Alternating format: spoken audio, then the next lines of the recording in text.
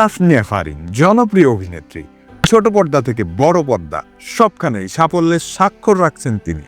শুধু কি অভিনয়, নিজের বহুমুখী দক্ষতা আর মনোমুগ্ধকর উপস্থিতির ছাপ রেখে চলেছেন।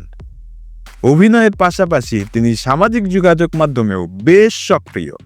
বর্তমানে প্রকৃতিতে শীতের আগমনী বার্তা।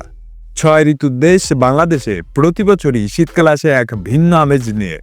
এবার শীতের এই করোনার মুহূর্তে অভিনেত্রী তাসনিয়া ফারিনও জানালেন নিজের মনের কথা।